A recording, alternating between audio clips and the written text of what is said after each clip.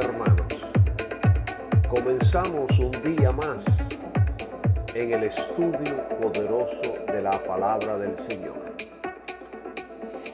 Al tema de hoy le he titulado La santificación número 2. Ayer estuvimos enseñando sobre la santificación. Hoy vamos a continuar en esta misma línea de pensamiento. Hay un escritor que se llama Arthur S. Way y él dice sobre la santificación y sobre la gracia y sobre la ley. Él dice que la ley es intransigente, pero la gracia nunca disimula o tolera el pecado. Significa que la gracia no se inclina a perdonar o simular los pecados, concediendo favores o recompensas por el pecado. De ninguna manera. Él sigue diciendo, la gracia es mucho más estricta de lo que cualquier ley pueda ser. Es un elemento de disuasión del mal mucho mayor que el que alguna vez haya sido la ley. Y esto está poderoso y es una realidad que nos enseñan las Escrituras. Yo voy a poner un ejemplo para ilustrar esto que acaba de decir este hombre. Supongamos que 10 policías en motocicletas se estacionen en medio de la carretera. Y yo cada vez que voy para mi trabajo, frente a una escuela, en todas las esquinas hay policías parqueados ahí. Lo primero que hace la gente es reducir la velocidad. Supongamos que usted está ahora en ese escenario y hayan 10 policías estacionados en la carretera. Usted va por la carretera.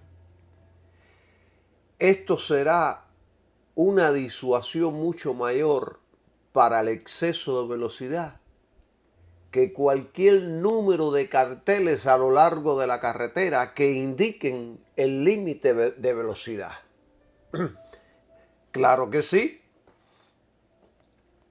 ¿Cuántas veces estamos en la carretera?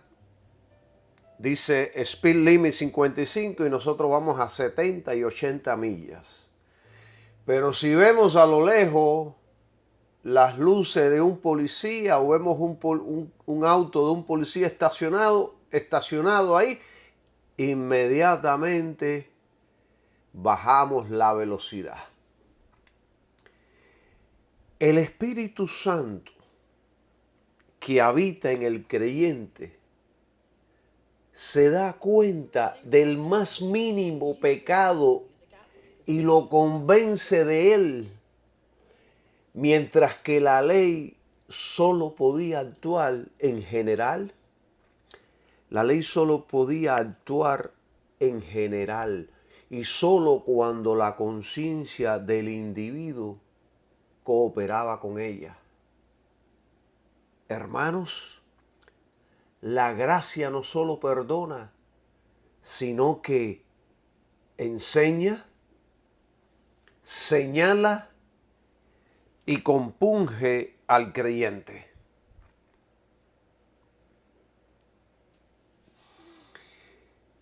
Escuchen bien, mis queridos hermanos, este tema para que usted tenga un entendimiento básico de lo que es la ley y de lo que es la gracia. Solo porque el creyente ahora está completamente libre de la ley, no significa que puede pecar impunemente. No significa que usted va a salir a gozar una vida de pecado. Hay un nuevo elemento que impulsa y disuade al pecador: el amor divino de Dios que se produce en el ser del creyente. Ese amor divino produce en el ser del creyente algo que lo hace odiar el pecado y lo hace obedecer la palabra de Dios. Yo quiero ir a la Biblia con ustedes para dejarles saber, para probar con las Escrituras esto que yo estoy hablando. Dice Gálatas 5:13, dice: porque vosotros, hermanos, a libertad habéis sido llamados, solamente que no uséis la libertad como ocasión para la carne, sino por amor servíos los unos a los otros. En Cristo fuimos liberados del mundo de las tinieblas, fuimos liberados de la naturaleza de pecado para servir a Dios en libertad, una libertad total. Juan 14, mire lo que dice. Tenemos que hablar con la Biblia en la mano para que mis hermanos entiendan todas estas cosas. Juan 14, del 21 al 24. El que tiene mis mandamientos y los guarda, este es el que me ama. Y el que me ama será amado por mi Padre, y yo le amaré y me manifestaré a él. Judas le dijo, no el Iscariote: Señor, ¿cómo es que te manifestarás a nosotros y no al mundo? Respondió Jesús y le dijo: si alguno me ama, mis palabras guardará, y mi Padre le amará, y vendremos a él, y haremos morada, y haremos con él morada. 24. El que no me ama, no guarda mis palabras, y la palabra que habéis oído no es mía, sino del Padre que me envió. Esto está poderoso. Jesús sí exige obediencia. Jesús sí exige que lo amemos. Jesús sí exige que guardemos su palabra. Y cuando lo amamos y cuando guardamos sus palabras, Él y el Padre vendrán y harán morada en nosotros, vivirán en nosotros. No vayan a pensar que la ley es más exigente que la gracia. No. La ley es exigente, fue exigente, pero no dio el poder para poder cumplirla. Pero la gracia sí puso el poder en nuestro interior para servir a Dios. En la gracia, Dios nos da el poder para que podamos servirle a Él, para que podamos vivir una vida en santidad, espíritu, alma y cuerpo, santos por dentro y santos por fuera, como decía el evangelista Gigi Ávila. Santos por dentro y santos por fuera. Hermanos, yo les digo algo, el espíritu que Dios ha depositado en nosotros es celoso. El Espíritu Santo que vive en nosotros es muy celoso.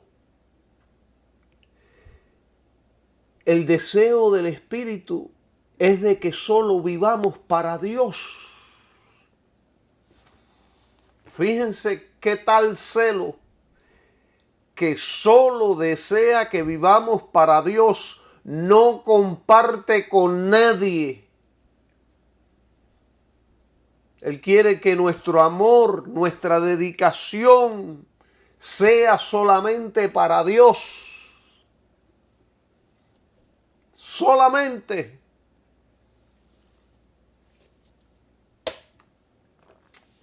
Miren, pensemos por un momento lógicamente. Utilicemos la lógica. A mí me gusta utilizar mucho la lógica. Si en lo imperfecto, en el antiguo pacto, que estaba por desaparecer, que fue un trampolín hasta que viniera Jesucristo, una vez venido Jesucristo, ya el antiguo pacto desapareció. Si en ese antiguo pacto, que tuvo una gloria excelente, tuvo un poder excelente, si en ese antiguo pacto, en la ley, Dios exigía hasta tal punto que los que se rebelaron fueron destruidos, use la lógica, mucho más ahora en la gracia, que es lo perfecto y lo eterno, se nos exige aún más que seamos santos, obedientes, perfectos, maduros, así como Dios es santo. La gracia no es, como dicen los antiguos escritores, indulgente, que te permite hacer de todo. No. La gracia es más estricta, por lo tanto es por eso que nos da el poder para cumplirla y para obedecer. Fíjense si lo que yo les estoy hablando es la realidad, que Santiago 4,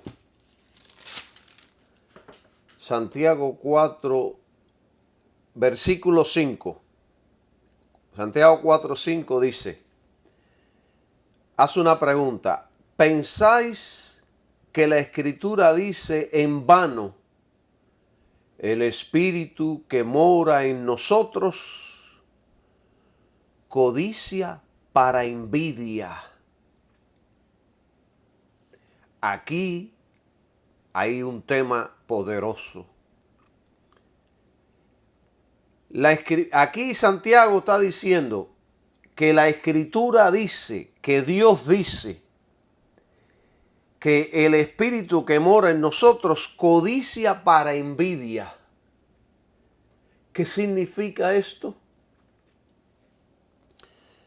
Hay otra traducción bíblica que dice, o pensáis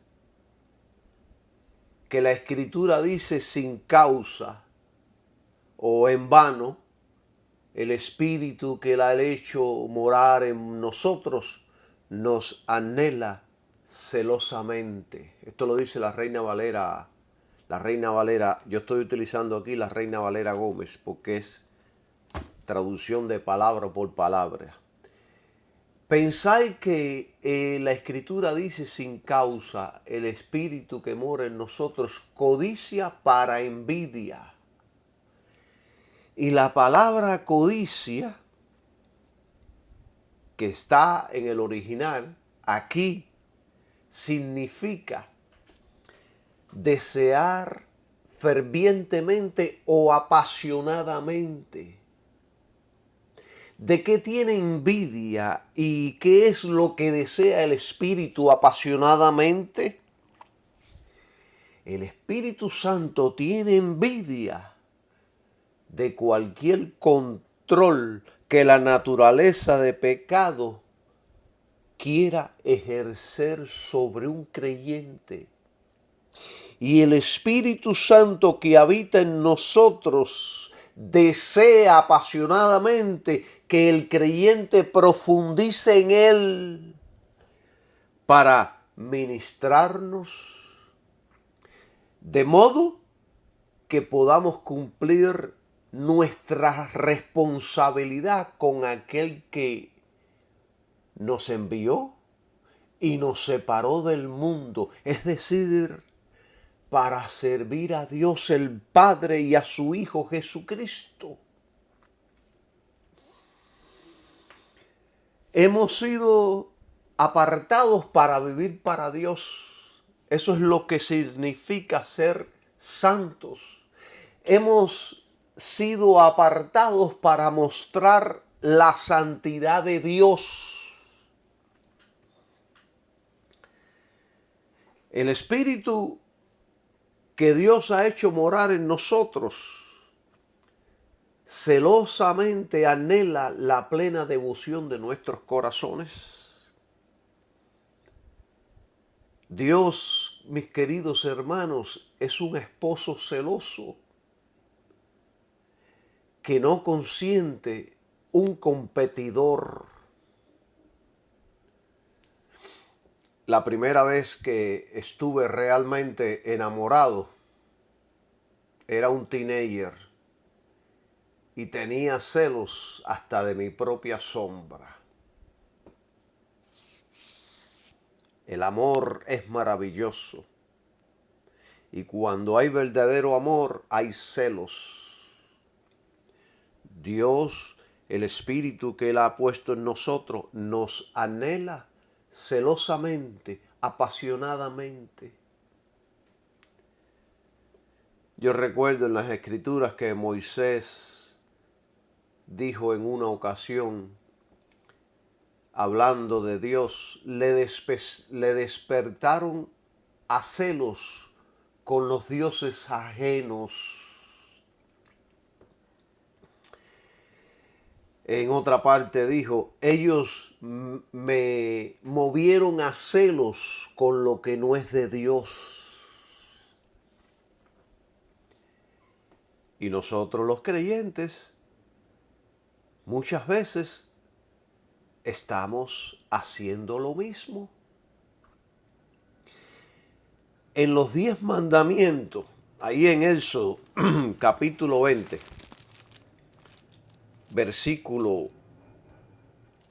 Éxodo 20, versículo 5, dice, no te inclinarás a ellas. Está hablando aquí de las imágenes, de los ídolos. No te harás, 5, no te inclinarás a ellas, ni las honrarás, porque yo Jehová tu Dios soy Dios celoso. Dios es celoso, que visito la maldad de los padres sobre los hijos hasta la tercera y cuarta generación de los que me aborrecen. Dios es celoso. En Éxodo, ahí mismo en Éxodo 34, 14, dice, porque no adorarás a Dios ajeno, pues Jehová, cuyo nombre es celoso, Dios celoso es. Hermanos, Dios es celoso. Y escuchen algo poderoso sobre estos versículos que hemos leído. Basándose en este versículo que hemos leído ahora, aquí, yo se lo voy a repetir, 34:14, porque no adorarás a Dios ajeno, pues Jehová, cuyo nombre es celoso, fíjense, tenga en mente esto, cuyo nombre es celoso. El nombre de Dios es celoso. Y basado en este versículo, algunos eruditos bíblicos, basado en este versículo y comprobando las consonantes del nombre de Dios, algunos eruditos bíblicos han sugerido que el nombre de Jehová quiere decir celoso. Así que, mi querido hermano, tenga mucho cuidado de cómo usted se conduce, porque Dios es celoso. Cuando yo estoy hablando estas palabras, yo estoy hablando esto, hay algo en mí que está corriendo. Quiero gritar de emoción. Alabado sea su nombre. Bendecido Jesús. Y entonces Zacarías oyó decir a Dios, él oyó que Dios dijo: así ha dicho Jehová de los ejércitos, celé a Sión con gran celo y con gran ira la celé.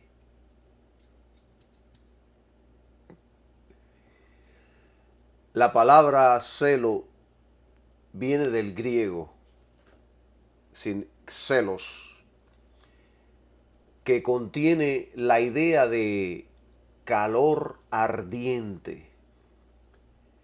Cuando uno se pone celoso, se le sube como un calor a la cabeza, todo el cuerpo se indispone.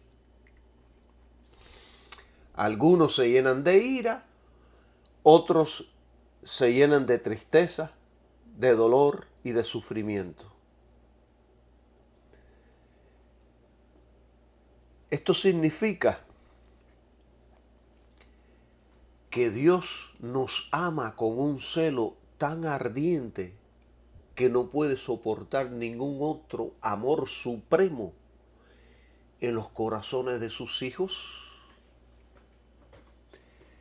Por eso yo le digo, hermanos, que si el corazón suyo está dividido, tenga cuidado.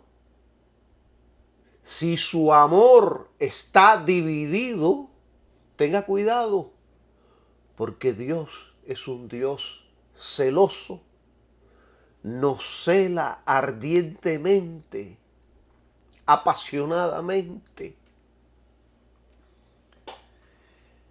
Miren, hermanos, cuando uno ama, exige y da devoción exclusiva a una sola persona. Una persona no puede estar enamorada más que de una persona a la vez. Si usted no está de acuerdo con esto, es que usted no sabe lo que es el amor. Alabado sea el nombre del Señor Jesús. Yo les estoy enseñando aquí la Biblia, yo no les estoy enseñando ninguna palabrita de hombre como utilizan hoy los falsos apóstoles y profetas, que le dicen a la gente: sueñen, persigue tu sueño, persigue el sueño que tú tienes en tu interior, ese es el poder tuyo. ¡No! Yo aquí les digo a ustedes, sirvan a Dios el Padre y a su Hijo Jesucristo, porque Él pone su poder en nosotros para que podamos hacerlo. Alabado sea su nombre. Gloria a Jesús. Dios es como un enamorado celoso. Entonces, si Dios es así de celoso, vamos a hacer una pregunta. ¿Cómo podríamos amarlo de la misma manera? El apóstol Santiago nos da la respuesta a esta pregunta. Y esto está súper poderoso, la respuesta de Santiago. Fíjense que el Espíritu Santo hace una pregunta y después nos da la respuesta. Dios exige que lo amemos. Miren, Deuteronomio 6:5. Y ahora vamos a entrar en la respuesta de Santiago, pero primero quiero explicarle esto. Deuteronomio 6:5 dice: y amarás a Jehová tu Dios con todo tu corazón y con toda tu alma y con todas tus fuerzas. Dios está exigiendo que lo amemos. ¿Cómo? Con todo nuestro corazón y con toda nuestra alma y con todas nuestras fuerzas. Deuteronomio 10:12 dice: ahora pues, Israel, ¿qué pide Jehová tu Dios de ti? Sino que temas a Jehová tu Dios, que andes en todos sus caminos y que lo ames y sirvas a Jehová tu Dios con todo tu corazón y con toda tu alma. Dios nos está exigiendo que lo amemos, que andemos en sus caminos, que le sirvamos con todo nuestro corazón, con toda nuestra alma y con todas nuestras fuerzas. Dios nos exige. Volvamos a hacer la pregunta: ¿cómo podríamos amarlo de la misma manera que Él nos ama? ¿Cómo podríamos amarlo con todo nuestro corazón y toda nuestra alma y todo nuestro poder, todas nuestras fuerzas? ¿Cómo? Deuteronomio capítulo 30, versículos 6, nos revela lo que Dios va a hacer para que lo podamos amar. Vamos a Deuteronomio 36. Dice: y Jehová tu Dios, esto es una profecía que se está dando de lo que va a suceder. Y Jehová tu Dios circuncidará tu corazón y el corazón de tu simiente, para que ames a Jehová tu Dios con todo tu corazón y con toda tu alma, a fin de que vivas. Aquí está la respuesta de cómo podemos servirle a Dios con todo nuestro amor, nuestras fuerzas, nuestra alma. Dice que Dios mismo, circuncidará nuestro corazón.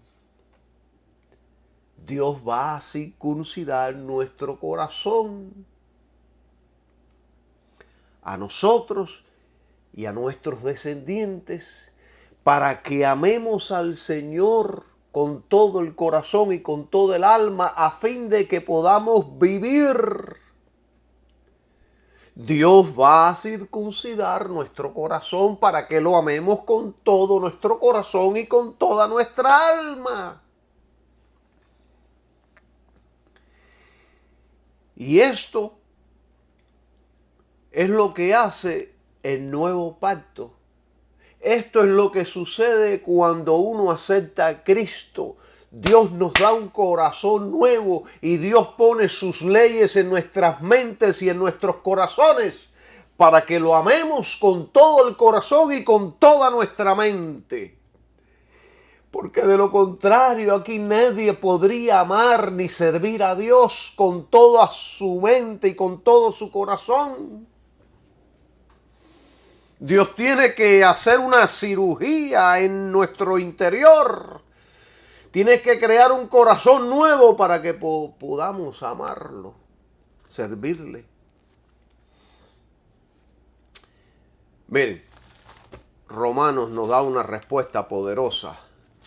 Pablo en Romanos nos da una respuesta poderosa referente a la circuncisión, a la transformación que Dios hace en el corazón.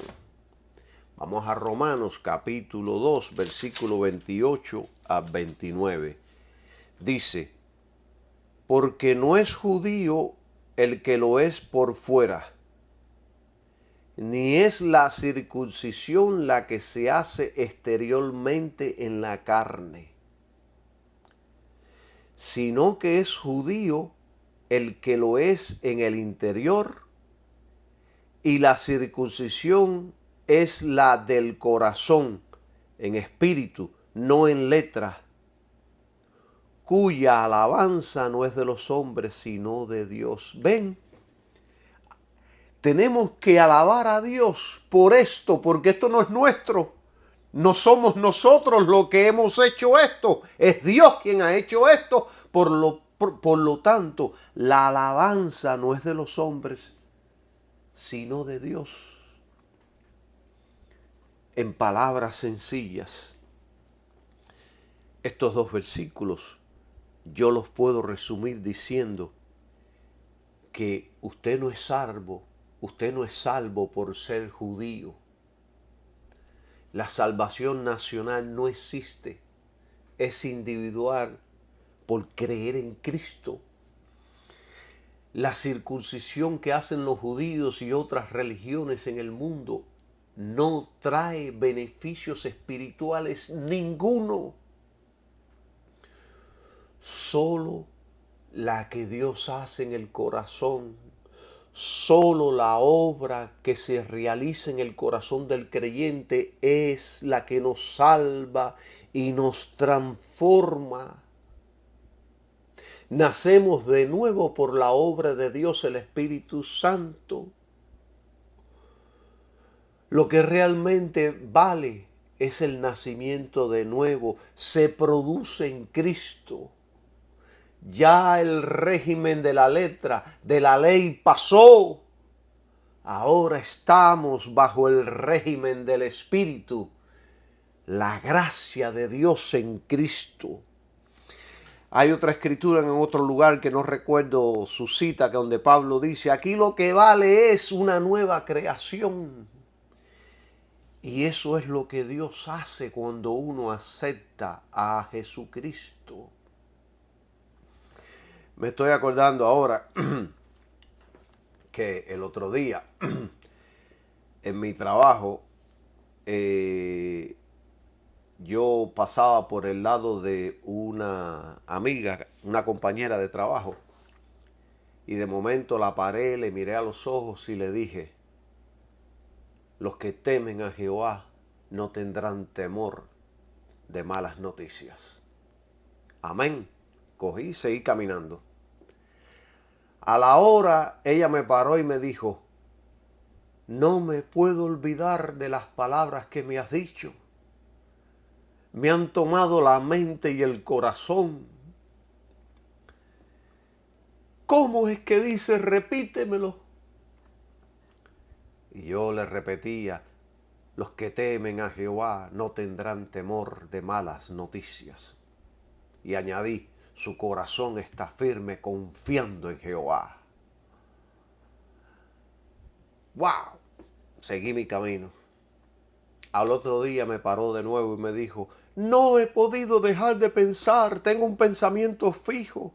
Desde que llegué a mi casa estoy pensando en esto a toda hora.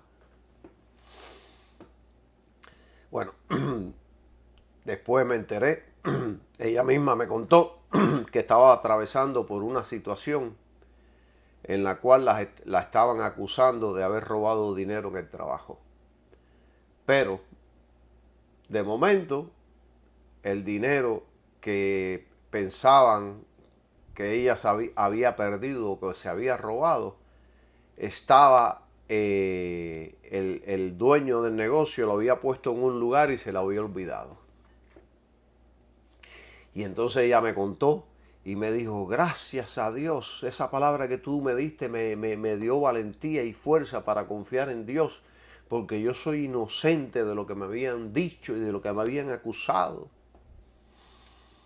Y entonces aproveché el momento y le dije, ¿tú crees en Cristo? Y me dijo, sí. Le dije, entonces vamos a hacer la oración del arrepentimiento para que puedas nacer de nuevo y ser una persona nueva.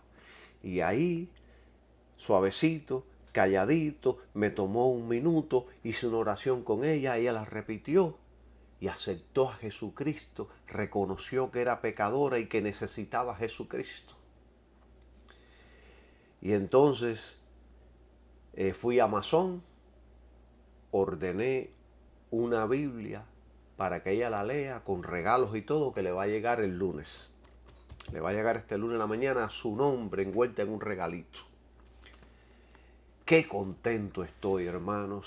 Todas estas cosas me alegran. Qué contento que pude llevar una persona a Jesucristo. Qué contento es dar palabras las cuales animan y liberan a las personas. Bueno, el profeta Jeremías profetizó de lo que Dios haría en este nuevo pacto que hoy usted y yo estamos disfrutando.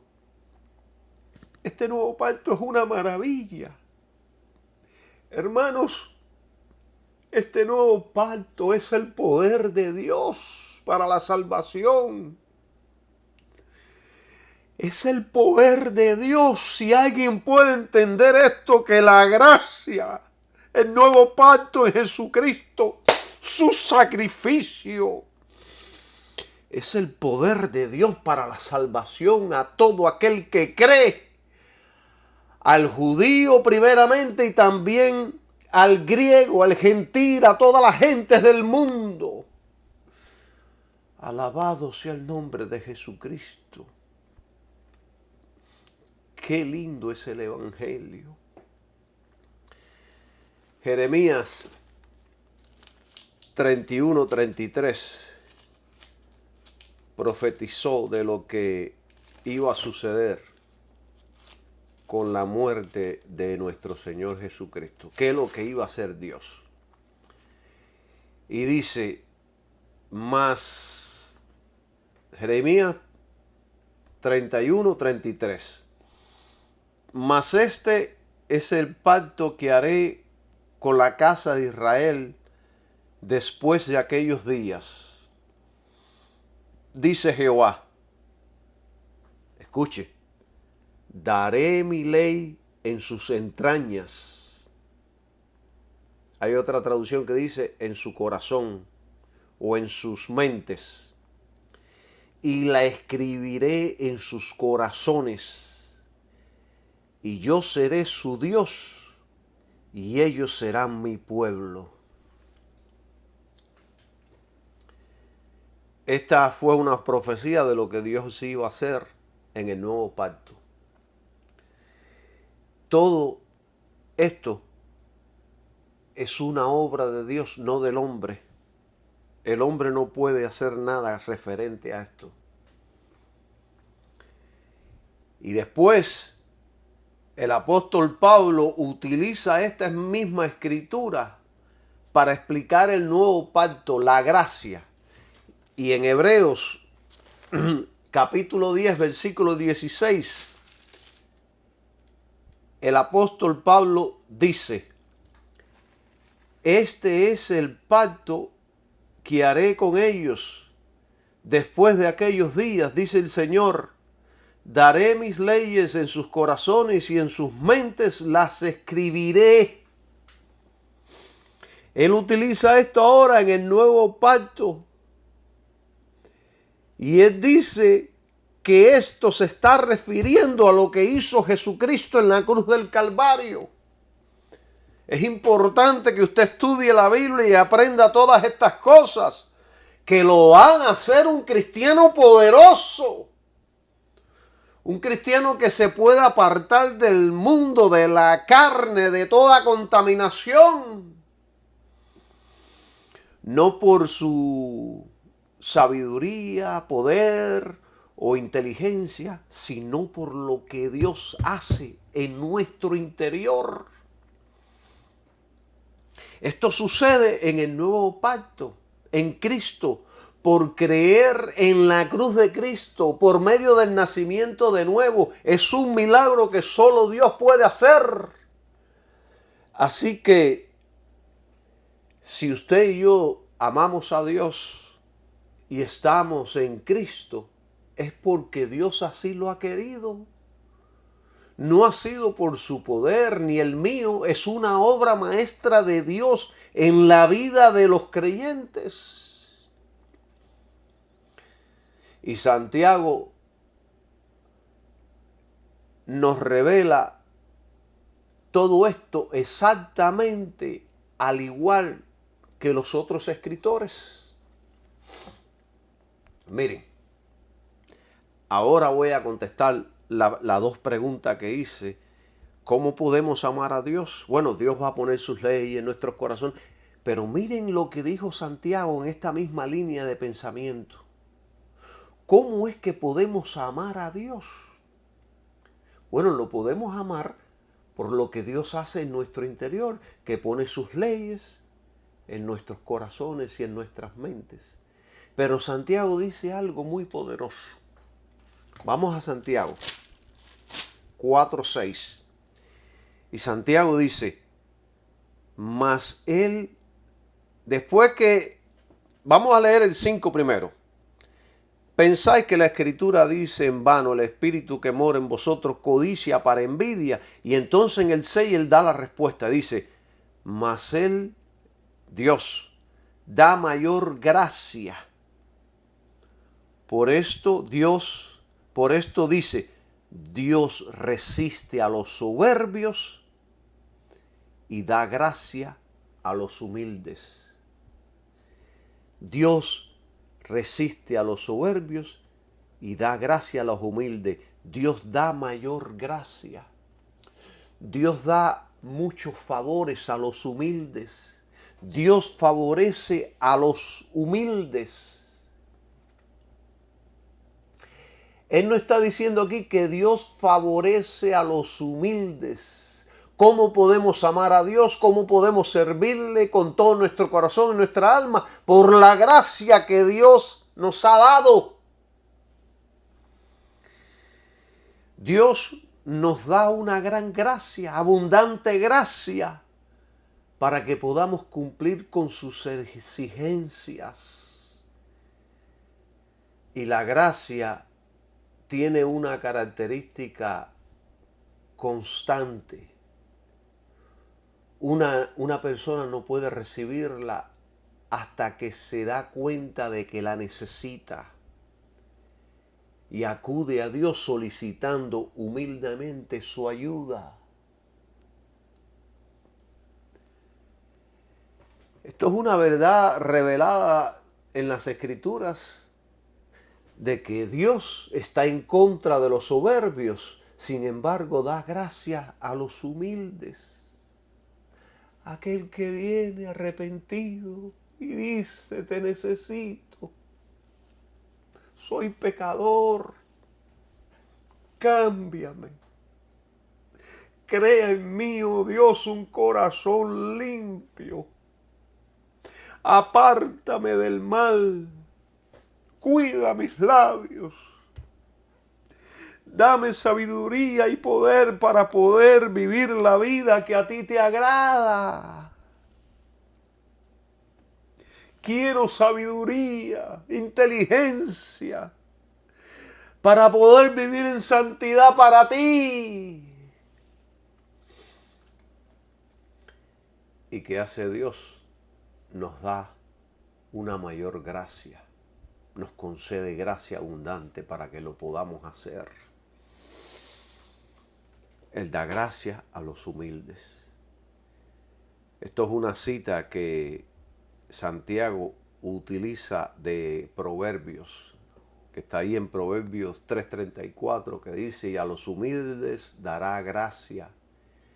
Y después Pablo la usa, Pedro, el apóstol Pedro usa también esta escritura y dice, Dios resiste a los soberbios y da gracia a los humildes. O sea que todos los escritores concuerdan que Dios actúa así, de esta manera. Miren, en la gasolinera donde yo trabajo, no se pueden estacionar los que van hacia otros establecimientos en el área. Si estacionan sin pedir permiso, les pueden remolcar el auto. Y después, para retirar el auto, le va a costar entre 200 y 300 dólares, a veces hasta 400 dólares para sacar un auto. Los que estacionan sin permiso, la mayoría de las veces les remolcan el auto. Pero hay gente que entran y piden permiso. Algunos dicen, ¿usted cree que yo pueda parquear aquí por 30 minutos o por 15 minutos o 45 minutos porque tengo que ir aquí a este negocio y no encuentro parqueo? Y entonces nosotros le decimos, por supuesto que sí, que puede parquear. Esto, ¿qué es lo que estamos haciendo aquí? Cuando nos piden, cuando vienen a nosotros, esto es un favor que le estamos haciendo. Esto es gracia. Porque esta persona humildemente pidió permiso. Pero a los que estacionan sin permiso se les remolca. Porque no fueron humildes sino soberbios. Se piensan que son los dueños de donde quiera que llegan. Dios nos dará gracia en abundancia si humildemente venimos a Él para obtener gracia para el oportuno socorro. Hebreos 4:16 lo dice de esta manera. Acerquémonos pues confiadamente al trono de la gracia para alcanzar misericordia y hallar gracia para el oportuno socorro. Dios no rechaza a nadie que venga a través de su Hijo Jesucristo y el sacrificio del Calvario. Dios no lo va a rechazar. Hay un escritor que dice, el trono de la gracia es el asiento del poder divino y la fuente de la gracia ilimitada. Miren, hermanos, todo el que se acerca a Dios por medio de su Hijo Jesucristo obtiene misericordia. Y Dios nos dará la gracia que nos ayudará cuando más la necesitemos. Dios nos dará muchos favores para que podamos vivir para Él. Yo recuerdo la escritura donde Pablo está hablándole a la iglesia de los Corintios y Pablo dice que él le pidió a Cristo 3 veces que lo liberara de un ángel caído que lo perseguía a todo lugar haciéndole guerra. Y Cristo, la tercera vez, Cristo no lo liberó de ese ángel caído. Más bien le dijo, la tercera vez que le pidió, le dijo, bástate mi gracia. En otras palabras, Cristo le dijo, mi gracia es todo lo que necesitas. Mi poder actúa mejor en la debilidad. cuando somos perseguidos, humillados, calumniados, tentados y abofeteados por las situaciones, problemas y dificultades en este mundo. El poder de Dios fluye en ti, haciéndote más fuerte, perfeccionándote a la imagen de Cristo, dándote la capacidad para que te puedas enfrentar al mundo, a la carne y al diablo y salir victorioso, aunque a veces con muchas cicatrices, pero estarás caminando en victoria. Estarás caminando en victoria total, porque la gracia de Dios te da el poder para hacerlo. La gracia de Dios, el favor de Dios, es el favor de Dios actuando en nuestras vidas. No es tu inteligencia, ni sabiduría, ni talentos. Es la gracia de Dios obrando en nuestras vidas. Alabado sea Dios. No soy yo, es Dios en mí. Es Cristo en mí, no soy yo. Yo estaría preso o estaría en el cementerio perdido y sin salvación. Pero Dios tuvo misericordia de mí. Su gracia fue mayor. Alabado sea su nombre. ¿Entienden, mis queridos hermanos? Ahora bien, vamos a hacer preguntas. ¿Qué es una persona soberbia? ¿Qué es este orgullo que nos aleja de Dios?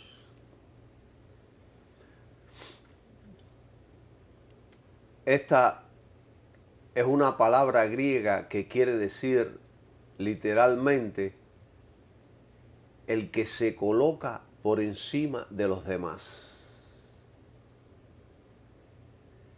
La soberbia es una característica personal o una actitud de la persona que cree tener una posición de superioridad o de privilegios frente a los demás.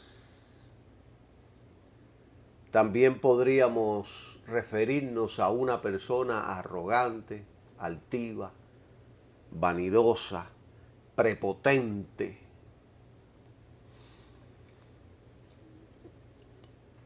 El problema más terrible de este mal es que se esconde en el corazón. La altanería es un derivado de la soberbia, de este orgullo que es maligno. La gente que lo padece puede parecer el más humilde, cuando en realidad siente en el corazón un desprecio que lo quema hacia sus semejantes. Delante de ti, ¡ay!, te sonríen, ¡ay!, qué hermoso eres, qué lindo eres, eres una bella persona. Y interiormente están diciendo que se hunda, que se muera. Un día le hablé a mi tío de Cristo. Le voy a poner aquí un ejemplo de una persona soberbia. Y se metió la mano en el bolsillo, sacó un fajo de billetes y me dijo: este es mi Dios. Mi tío es una persona soberbia, es un idólatra, pone el dinero como su Dios. Este tipo de persona se cierra a Dios por 3 razones. Yo creo que se cierra a Dios por 3 razones. este tipo de personas sí. Y estoy poniendo a mi tío como ejemplo. Uno, no reconoce su propia necesidad. Se admira a sí mismo hasta tal punto que no reconoce que necesita nada. Dos, no reconoce su propio pecado. No reconoce que es pecador. Está tan ocupado pensando en su propia excelencia que no le queda tiempo para descubrirse a sí mismo sus pecados. No reconoce que necesita ser liberado del pecado. Y una persona así no puede recibir ayuda. No sabe que la necesita, por tanto, no la busca ni acepta la ayuda. Él se cree perfecto.